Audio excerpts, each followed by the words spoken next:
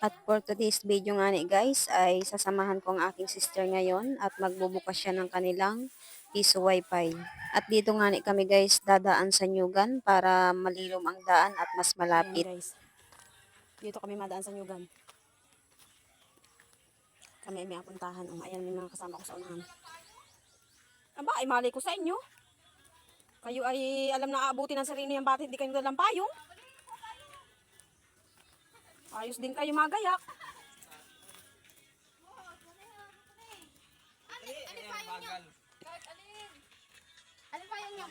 Kahit alin. Nagsipa ka ng kabayo, lasi ka. Bali, ang basura dito ay. Kaya mauupuan na no. Alin? Kung ganyan daw kalaki gitna ng asawa ko. Alin, sa kabayo? Tanginang giliw. Tanginang giliw, yan ang laki ng itlog.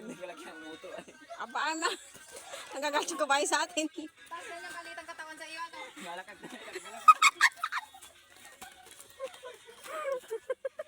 Mabayagin ano. Ako inagutom pagka ano ay, pagkaligo. May baon akong pita.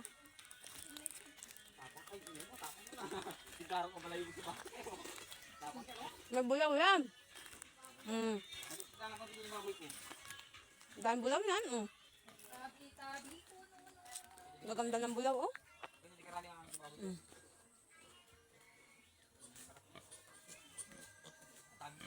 Dahil bulaw yan oh.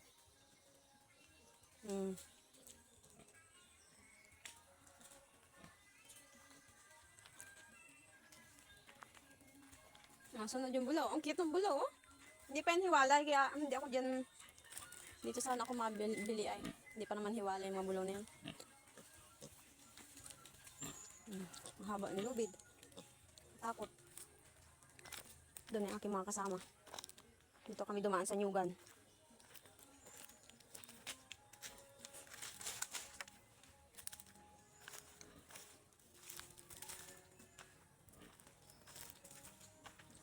Sagingan eh.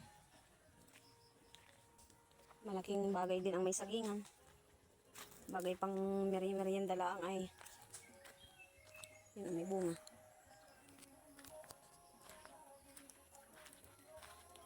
Mahal. Lakas ang tugtog nila. Hindi pang habang buhay, hindi magtataksil. Laman ng puso na iisa ay nararamdaman. Kita yung pathway.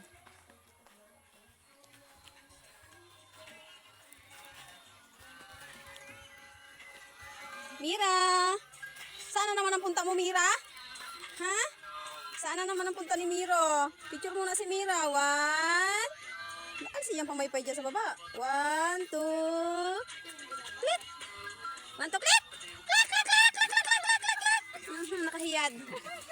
O ano, pinawisan ka ano? Hindi naman Ang klaseng malakad yun. May batang dala pero hindi nagapayong. yung payong sila. Yung payong sila baga. Diyan lang kayo mapunta sa kabila na yan. Maliban kami dyan.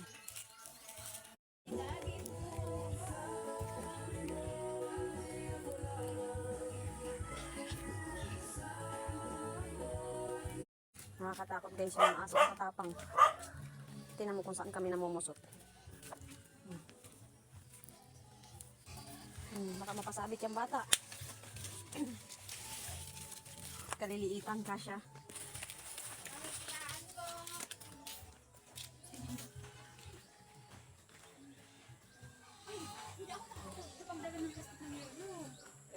Ay, pabili mo si Ana dito. Doon po sa bahay, magabukas ng ano po. Pabili mo na lang si Ana din. Binta ano dyan? Ha? Binta daw. Binta? Yung bili ay binta.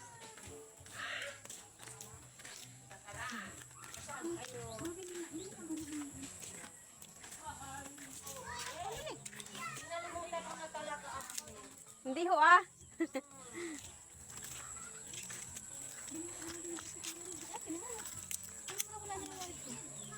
Doon na kayo. Diretso na doon. At nandito na nga ni kami guys at nagkasisihan pa yung dalawa. Naiwan daw ang plastic ng yelo. At ito na nga ni guys yung piso wifi na abuksan ni sister. At ito nga ni guys ay tuwing ika-isang buwan ay inabuksan para may maipampaload ng piso wifi.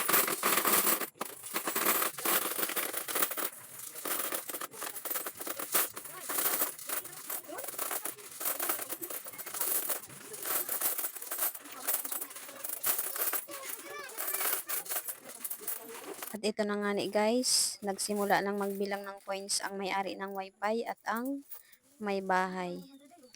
At sa tagal nga ni guys ng pagbilang ng coins ay inabot na kami ng gabi bago kami nakauwi ng aming bahay. At hanggang dito na lang guys ang aking video. Maraming salamat po sa lahat ng nanood.